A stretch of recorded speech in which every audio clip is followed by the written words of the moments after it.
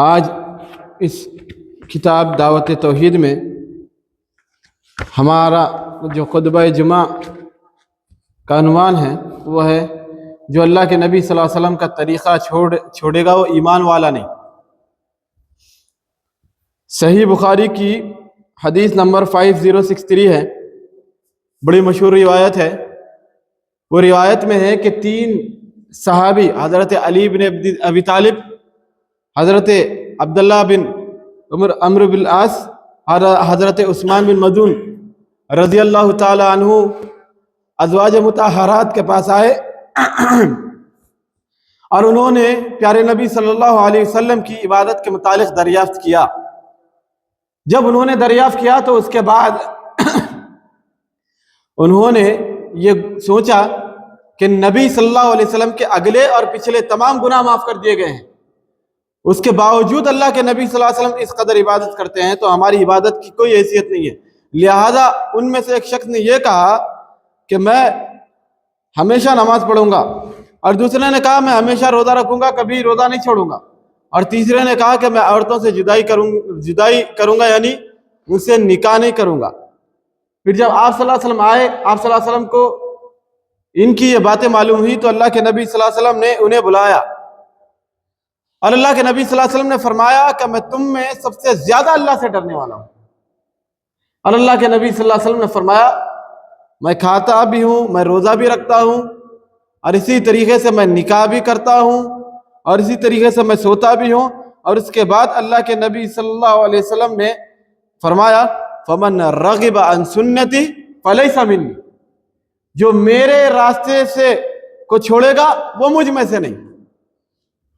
تو یہ ایک حدیث ہمیں یہ اصول بتاتی ہے، شریعت کا بڑا اہم اصول، کہ جو چیز نبی صلی اللہ علیہ وسلم کی سنت کے مطابق نہیں ہے وہ نبی صلی اللہ علیہ وسلم کی سنت کے مخالف ہونے کی وجہ سے، چاہے وہ لوگوں کی نظر میں کتنی اچھی کیوں نہ ہو، پیارے نبی صلی اللہ علیہ وسلم نے فرمایا ایسا عمل کرنے والے کا تعلق پیارے نبی صلی اللہ علیہ وسلم سے نہیں ہے۔ میرے بھائیوں، اس حدیث سے سمجھانا یہ چاہتا ہوں کہ صحابہ کا وہ عمل جو نبی صلی اللہ علیہ وسلم کے سنت کے مطابق نہ ہو تو نبی صلی اللہ علیہ وسلم نے یہ بات فرمائی۔ اور آج ہمارے پاس کتنے لوگوں کے ایسے سینکڑوں اعمال ہیں جو کتاب و سنت کے موافق نہیں ہیں۔ کسی نے اپنی کتاب در مختار میں لکھا ہے کہ امام ابو حنیفہ حرم میں داخل ہوئے اور ایک ٹانگ پر آدھا قرآن پڑھا، دوسرے ٹانگ پر آدھا قرآن پڑھا، تو حرم میں سے یہ آواز آنے لگی کہ میں تیری عبادت سے خوش ہوا اور جو تیری مغفرت کر دی اور تیرے جو جتنے بھی قیامت تک آنے والے ہیں تمام کی مغفرت کر دی۔ تو میرے بھائیوں، کہ کیا یہ نبی صلی اللہ علیہ وسلم کا طریقہ تھا کہ ایک ٹانگ پر ٹھہر کر کے نماز پڑھنا؟ جبکہ پیارے نبی صلی اللہ علیہ وسلم نے فرمایا صلو کما رأیتمونی اصلی، تو نماز اس طرح پڑھو جس طرح تم مجھے نماز پڑھتے ہوئے دیکھتے ہیں۔ تو میرے بھائیوں، بتانے کا مقصد یہ ہے کہ نبی صلی اللہ علیہ وسلم نے جو اور جتنا بتایا اگر اتنا عمل کرو گے تو یاد رکھو کہ یہ عمل ہمیں جنت میں لے جا سکتا ہے، یہ عمل میں ہمارے لیے کامیابی ہے۔ اور جو کوئی نبی صلی اللہ علیہ وسلم کی تعلیمات کو چھوڑ کر کے کوئی اور عمل اختیار کرے گا، کوئی اور طریقہ اختیار کرے گا، کسی اور کو اپنا آئیڈیل بنائے گا، تو یاد رکھو ایسے شخص کا پیارے نبی صلی اللہ علیہ وسلم سے کوئی تعلق نہیں ہے۔ حالانکہ حدیث کے جو روایت ہے اس پر غور کریں گے تو حضرت علی رضی اللہ تعالیٰ عنہ بھی اس حدیث میں 3 اشخاص میں شامل ہیں، جس کے متعلق پیارے نبی صلی اللہ علیہ وسلم نے فرمایا تھا کہ تم پر اور میرے ہدایت یافتہ خلفائے راشدین کی سنت کو لازم پکڑنا، تم پر پکڑنا لازم ہے۔ تو وہ صحابی رسول صلی اللہ علیہ وسلم کو اللہ کے نبی صلی اللہ علیہ وسلم کیا کہتے ہیں؟ فمن رغب عن سنتی فلیس منی، جس نے میری سنت کے علاوہ کوئی اور راستہ اختیار کیا وہ مجھ میں سے نہیں۔ تو میرے بھائیوں، آج لوگ مختلف گروہوں میں، مختلف مذاہب میں بٹے ہوئے ہیں اور لوگ اپنے آپ کو حق کہتے ہیں۔ کسی نے کوئی نام پر مسلک بنایا، کسی نے کسی کے طریقے کے نام پر مسلک بنایا، کوئی اپنے آپ کو امام ابو حنیفہ کی طرف منسوب کر رہا ہے، کوئی اپنے آپ کو امام شافعی کی طرف منسوب کر رہا ہے، کوئی اپنے آپ کو امام مالک کی طرف منسوب کر رہا ہے، کوئی اپنے آپ کو امام احمد ابن حنبل کی طرف منسوب کر رہا ہے۔ ان کے نام پر تقلید کی جا رہی ہے اور دیکھا یہ جا رہا ہے کہ یہ طریقہ ہمارے امام کے مطابق ہے کہ نہیں ہے۔ کتنی قرآن کی آیتیں، کتنی احادیث خلاف آ جائے اس کا انہیں کوئی پرواہ نہیں ہے۔ قرآن اٹھا کر کے دیکھے، قرآن میں مدت رضاعت 2 سال بیان کی گئی ہے، ابو حنیفہ کے نزدیک 2.5 سال۔ تو اب اصول کیا ہے؟ کس کو لیں گے؟ قرآن کو لیں گے یا امام کو لیں گے؟ لیکن احناف اپنے امام کے قول کو لیتے ہیں۔ تو یہ حدیث سے خلاصہ بتانے کا مقصد یہ ہے کہ یہ جتنے مسالک بنائے گئے، یہ جتنے بھی گروہ بندیاں بنی ہے، اس کا تعلق کتاب و سنت سے کچھ بھی نہیں، کیونکہ نبی صلی اللہ علیہ وسلم نے کسی کو بھی حنفی بننے کے لیے، شافعی بننے کے لیے، مالکی بننے کے لیے کسی کی طرف آنکھ بن کر کے جانے کی تعلیمات نہیں دی، بلکہ نبی نے فرمایا وَمَنْ رَغِبَ عَنْ سُنَّتِي فَلَيْسَ مِنِّي، اگر میری سنت سے اس کا تعلق نہیں ہے تو وہ اس کا تعلق مجھ سے نہیں۔ تو صحابہ کو یہ نصیحت کی گئی کہ آپ کو سنت رسول سے جڑ کر کے رہنا ضروری ہے۔ اور اسی طرح اور ایک حدیث ہے کہ جب یہ آیت نازل ہوئی وَأَنذِرْ عَشِيرَتَكَ الْأَقْرَبِينَ، کہ نبی صلی اللہ علیہ وسلم نے اس وقت اپنے ایک عرب کے ایک قبیلے کو نام لے کر کے بلایا، اپنی پھوپھی حضرت صفیہ کو بلایا نام لے کر کے، اپنی بیٹی، اپنی لخت جگر حضرت فاطمہ کو بلایا اور کہا فاطمہ اس دنیا میں مجھ سے میرے مال میں سے جو چاہے لے لے، کل قیامت کے دن اگر اللہ پکڑ لے تو میں تیرے کچھ کام نہیں آ سکتا۔ حدیث ہے صحیح بخاری 2753 ہے یہ حدیث۔ تو اس حدیث سے معلوم یہ ہوا کہ نبی صلی اللہ علیہ وسلم خود فرما رہے ہیں کہ میرا رشتہ اور ناتا ہونے کی وجہ سے تجھے کل قیامت کے دن میں تیرے کوئی کام نہیں آ سکتا۔ آج لوگوں نے یہ مشہور کر رکھا ہے کہ عبد القادر کا جو بھی ہے تو اس کو کچھ نہیں ہو سکتا، اور فلاں کے پیچھے چل رہے ہیں تو اس کو کچھ نہیں ہو سکتا، جبکہ اللہ کے نبی صلی اللہ علیہ وسلم کے لخت جگر کو اللہ کے نبی فرما رہے ہیں کہ اگر تیرے اعمال درست نہ ہوئے تو کل روز قیامت میں تیرے کچھ کام نہیں آ سکتا۔ تو بتاؤ نبی صلی اللہ علیہ وسلم کی صاحب زیادی سے زیادہ بھی کسی کا مقام ہے؟ کسی بزرگ کا مقام ہے؟ اس کو اللہ کے نبی صلی اللہ علیہ وسلم یہ فرما رہے ہیں۔ اور اسی طرح رسول صلی اللہ علیہ وسلم کا سیدھا راستہ گویا وہ اللہ کا تبارک و تعالیٰ کا راستہ ہے۔ ایک اللہ تبارک و تعالیٰ نے ایک آیت میں فرمایا وَمَن يُطِعِ الرَّسُولَ فَقَدْ أَطَاعَ اللَّهَ، جس نے رسول کی اطاعت کی گویا اس نے اللہ کی اطاعت کی۔ اللہ کے نبی صلی اللہ علیہ وسلم کی اور ایک حدیث ہے، حضرت جابر رضی اللہ تعالیٰ عنہ مروی ہے، یہ روایت مسند احمد کی روایت ہے کہ ایک مرتبہ صحابہ کہتے ہیں کہ ہم نبی صلی اللہ علیہ وسلم کے ارد گرد بیٹھے ہوئے تھے، آپ صلی اللہ علیہ وسلم نے ایک لکیر کھینچی اور اس کے درمیان اس کے دائیں جانب 2 لکیریں کھینچی، بائیں جانب 2 لکیریں کھینچی، اور یہ جو سیدھی لکیر تھی اس پر ہاتھ رکھی اور فرمایا، یہ آیت تلاوت کی وَأَنَّ هَذَا صِرَاطِي مُسْتَقِيمًا فَاتَّبِعُوهُ وَلَا تَتَّبِعُوا السُّبُلَ فَتَفَرَّقَ بِكُمْ عَن سَبِيلِهِ۔ اللہ کے نبی نے فرمایا کہ یہ میرا سیدھا راستہ ہے، اسے مضبوطی سے پکڑے رکھو، وَلَا تَتَّبِعُوا السُّبُلَ فَتَفَرَّقَ بِكُمْ عَن سَبِيلِهِ، اگر اس کے دائیں بائیں اگر کوئی راستہ ہے اس پر شیطان بیٹھا ہوا ہے اور تمہیں گمراہ کر دے گا، تو معلوم یہ ہوا کہ سیدھا راستہ کوئی ہے تو نبی صلی اللہ علیہ وسلم کا ہے۔ اور نبی صلی اللہ علیہ وسلم نے 2 لکیریں کھینچی۔ تو آج ہمارے پاس بھی اتفاق دیکھیے کہ ہمارے پاس بھی 4 مسلک بنے ہوئے، حنفی، شافعی، مالکی، حنبلی، اور اس کے بعد تصوف میں بھی ہے جو صوفیزم بنایا گیا، اس کے بھی چشتی، قادری، نقشبندی، سہروردی 4 ہے۔ اللہ کے نبی صلی اللہ علیہ وسلم نے حدیث کے مطابق منع کر دیا کہ اگر تم میرے راستے پر، میرے سیدھے راستے کو چھوڑو گے تو بھٹک جاؤ۔ تو سیدھے راستے کا حکم اختیار کرنے، سیدھے راستے کو اختیار کرنے کا حکم پیارے نبی صلی اللہ علیہ وسلم نے دیا۔ اور اسی طرح یہ بات یاد رکھیں کہ اللہ کی نظر میں کون نیک ہے، کون برا ہے، اللہ ہی بہتر جانتا ہے۔ آج لوگوں نے یہ مشہور کر رکھا ہے کہ یہ اتنے بڑے بزرگ ہیں، یہ اتنے بڑے شیخ ہیں، یہ اتنے بڑے فلاں ہیں، صحابہ کی گارنٹی تو اللہ تبارک تعالیٰ نے قرآن میں دے دی کہ رضی اللہ عنہ و رضوا، اللہ ان سے راضی ہوا اور وہ اللہ سے راضی ہوا۔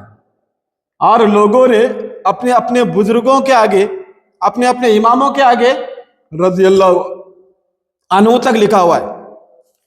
ایک حدیث ہے سنن ترمذی حدیث نمبر 2382، بڑی طویل حدیث ہے، اس کا مفہوم آپ کے سامنے رکھوں گا۔ نبی صلی اللہ علیہ وسلم نے فرمایا روز قیامت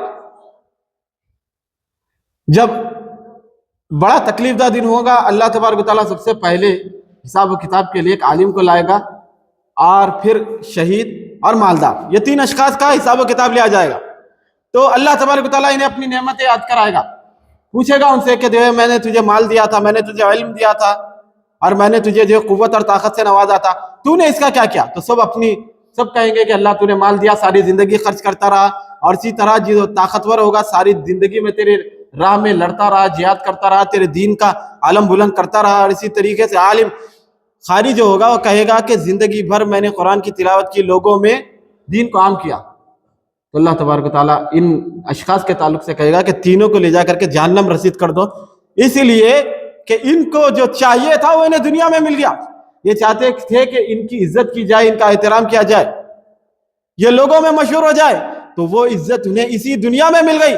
آج تمہیں میرے پاس کچھ ملنے والا نہیں۔ اور اس عمل کو شرک اصغر کہا جاتا ہے، شرک اصغر ریاکاری کو کہا جاتا ہے، جیسا کہ کتاب میں حدیث گزر چکی ہے۔ اللہ کے نبی صلی اللہ علیہ وسلم فرمایا ان اخوف ما اخاف علیکم الشرک الاصغر والریا، صحابہ سے فرمایا میں تمہارے درمیان جو چیز سب سے زیادہ پائے جانے کے متعلق ڈرتا ہوں وہ ہے شرک اصغر۔ صحابہ نے پوچھا اللہ کے نبی شرک اصغر کیا ہے؟ ریاکاری، لوگوں کے دکھاوے کے لیے عمل کرنا۔ آج ایک عمل کیا جاتا ہے، اگر کسی کو صدقہ بھی کیا جائے تو 50 فوٹویں دی جاتی ہے، اگر 50 روپے دیے تو 500 لوگ فوٹو کھینچتے ہیں۔ تو بتانے کا مقصد کیا ہے؟ کوئی بھی شخص یہ دعویٰ نہیں کر سکتا کسی کے متعلق کہ یہ نیک ہے، یہ جو ہے اللہ کی نظر میں جو ہے بہت بہترین ہے، اور یہاں پر لوگ جو ہے سرٹیفکیٹ دے رہے ہیں۔ تو اس حدیث میں یہی بات بتائی گئی کہ ریاکاری بہت بدترین گناہ ہے، اس کی وجہ سے اعمال تباہ ہو جاتے ہیں۔ اللہ تبارک و تعالیٰ کے احکامات چند باتیں میں آپ کے سامنے رکھوں گا کہ اللہ تبارک و تعالیٰ نے کیا فرمایا ہے۔ سورہ النساء سورہ نمبر 4 آیت نمبر 48 کے اندر اللہ تبارک و تعالیٰ فرماتا ہے ان اللہ لا یغفر ان یشرک بہ ویغفر ما دون ذلک لمن یشاء ومن یشرک باللہ فقد افترى اسما عظیما۔ اللہ تبارک و تعالیٰ فرماتا ہے کہ بے شک جو اللہ کے ساتھ شرک کرتا ہے اللہ تبارک و تعالیٰ اس گناہ کو ہرگز نہیں بخشے گا، اس کے علاوہ جو چاہے اللہ تبارک و تعالیٰ گناہ کو بخش دے۔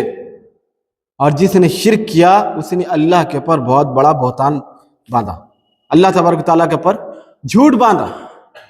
اللہ تبارک و تعالیٰ نے شرک کرنے کا حکم کہیں پر بھی نہیں دیا۔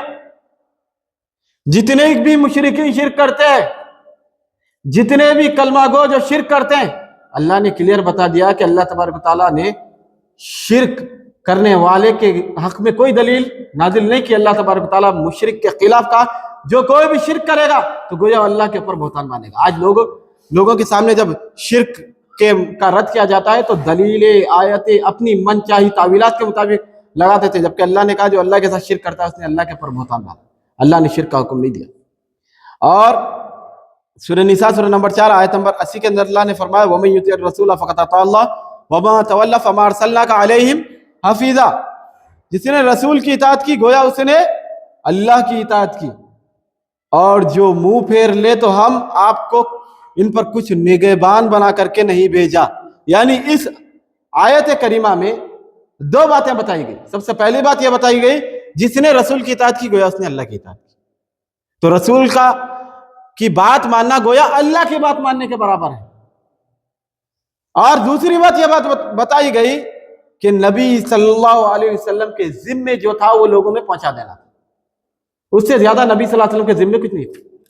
نبی صلی اللہ علیہ وسلم کسی کو ہدایت نہیں دے سکتے تھے۔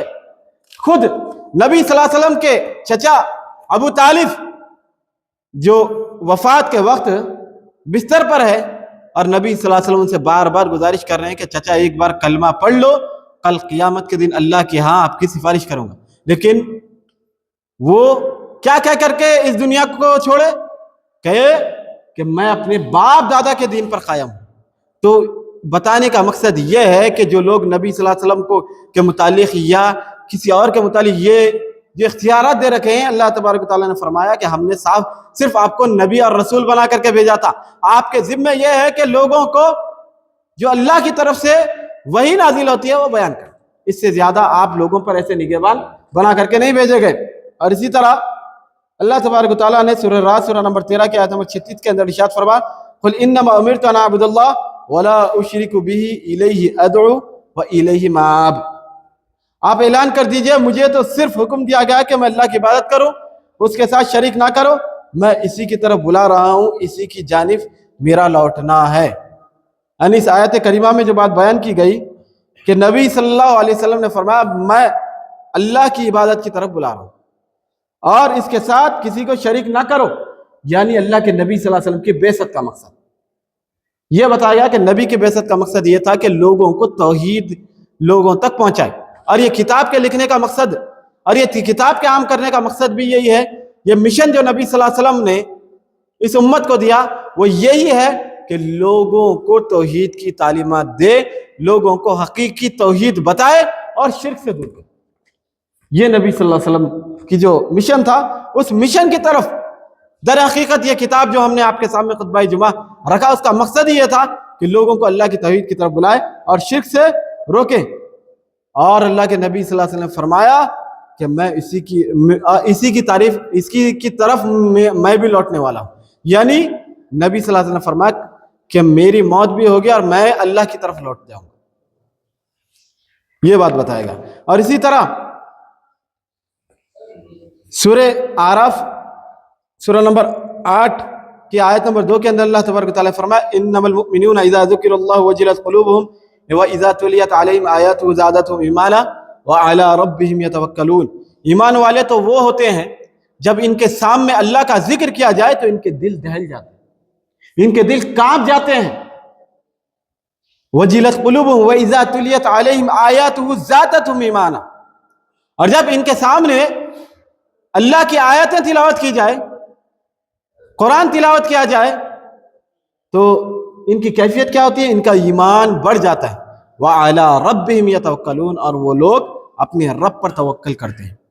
تو اس آیت کریمہ میں اللہ تبارک و تعالیٰ نے سب سے پہلے اس آیت کریمہ میں یہ بات جو معلوم ہوئی کہ اللہ کے ذکر سے مومنوں کے دل دہل جاتے ہیں، مومنوں کے دل کانپ اٹھتے ہیں جب ان کے سامنے قرآن بیان کیا جائے، جب ان کے سامنے احادیث کی تعلیمات بیان کی جائے، جب اللہ کے عذاب کا ذکر کیا جائے، مومنوں کی صفت اللہ تبارک و تعالیٰ نے قرآن میں ایک مومن کی صفت بیان کی، یدعون ربهم خوفا وطمعا، وہ لوگ اپنے رب کو خوف، جہنم کے خوف اور جنت کی امید کے ساتھ اللہ کو پکارتے ہیں۔ تو یہ کیفیت مومنوں کے بیان کی گئی ہے کہ ان کے دل دہل جاتے ہیں جب اللہ کی آیتیں تلاوت کی جائے۔ اور آج لوگوں کے سامنے کتنی اللہ کی آیتیں تلاوت کی جائے، احادیثیں تلاوت کی جائے، ان کے دل دہلتے نہیں ہیں، ان کا معاملہ جیسا کہ ویسا ہی ہے۔ تو یہ لوگ کیا مومن ہو سکتے ہیں؟ مومن کی علامت اللہ کے نبی صلی اللہ علیہ وسلم فرمایا وَإِذَا تُلِيَتْ عَلَيْهِمْ آيَاتُهُ زَادَتْهُمْ ایمانا، اور جب ان کے سامنے اللہ کی آیتیں تلاوت کی جائے تو ان کا ایمان زیادہ ہو جاتا ہے۔ یہ جو آیت کا یہ جو حصہ ہے یہ ہمارے عقیدے کا اہم حصہ ہے۔ اس آیت کریمہ میں جو بات بتائی ان کا ایمان میں زیادتی ہو جاتی ہے جب اللہ کی آیتیں۔ تو کچھ احناف کا یہ عقیدہ ہے کہ ایمان میں کمی بیشی نہیں ہوتی، جبکہ اللہ تبارک و تعالیٰ فرماتا ہے کہ جب ان کے سامنے اللہ کی آیتیں بیان کی جائے تو ان کا ایمان زیادہ ہو جاتا ہے اور وہ اللہ پر توکل کر دیتے ہیں۔ تو ایمان کا گھٹنا اور بڑھنا یہ دونوں چیزیں کتاب و سنت سے ثابت ہیں۔ انسان نیکی کرتا ہے تو اس کا ایمان بڑھتا ہے، انسان گناہ کرتا ہے تو اس کا ایمان کمزور ہو جاتا ہے۔ اور اسی طرح سورہ انفال سورہ نمبر 8 کی آیت نمبر 3 کے اندر اللہ تبارک و تعالیٰ فرماتے ہیں الذین یقیمون الصلاۃ ومما رزقناہم ینفقون، جو کہ نماز کی پابندی کرتے ہیں اور ان کو جو کچھ دیا گیا ہے اس میں سے خرچ کرتے ہیں۔ یعنی اہل ایمان کی ایک صفت بیان کی جا رہی ہے کہ وہ نماز ادا کرتے ہیں اور جو کچھ بھی مال دیا گیا ہے اس میں سے خرچ کرتے ہیں۔ تو نماز پڑھنے والا، اور نماز کیسے پڑھنے والا؟ جیسا نہیں اپنے اپنے طریقے پہ، اپنے اپنے طور و طریقے پہ نماز پڑھنے والا نہیں، وہی طریقہ جو نبی صلی اللہ علیہ وسلم سے ثابت ہے، وہ طریقے پر جو اور وہ نماز اور اللہ تبارک و تعالیٰ نے جو کچھ بھی رزق دیا ہے اس میں سے اللہ تبارک و تعالیٰ نے جو زکاتیں مقرر کی ہیں، جو سال بھر گزرنے پر مال پر نصاب پر جو زکاتیں اللہ تبارک و تعالیٰ نے جو مقرر کی ہے اسے ادا کرنا ہے۔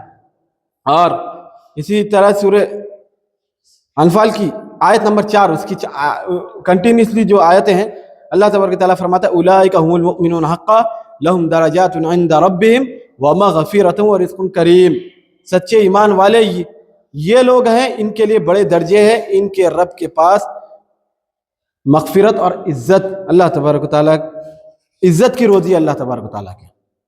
تو اس آیت کریمہ میں یہ بات بتایا گیا کہ جو لوگ اللہ کی آیتوں پر ایمان رکھتے ہیں، جن کا ایمان کتابوں جب ان کے سامنے جب اللہ کی آیتیں تلاوت کی جائے تو ان کا ایمان بڑھ جاتا ہے، اور جو نماز پڑھتے ہیں اور اللہ تبارک و تعالیٰ نے جو رزق انہیں دیا ہے اس میں سے خرچ کرتے ہیں، ایسے لوگوں کے تعلق سے فرمایا یہی سچے ایمان والے ہیں، یہی لوگ سچے مومن ہیں، ان کے لیے بڑے درجے ہیں اللہ کے، بہت بلند، اور اللہ تبارک و تعالیٰ کے ہاں ان کے پاس بڑے درجے ہیں۔ اللہ تبارک و تعالیٰ نے ان کے لیے مغفرت اور عزت کی روزی رکھی اللہ کے نزدیک۔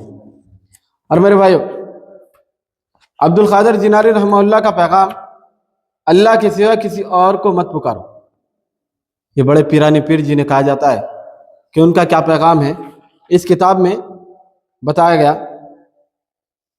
فتح الربانی کے صفحہ نمبر 159 کے اندر یہ کہتے ہیں امام عبد القادر جیلانی رحمہ اللہ، عبد القادر جیلانی کے متعلق وہ کہتے ہیں لعنت ہو تم پر، کیا تمہیں شرم نہیں آتی اللہ کے سوا دوسروں سے اپنی ضرورتیں مانگنے کے لیے، حالانکہ وہ تم سے دوسروں سے زیادہ قریب ہے۔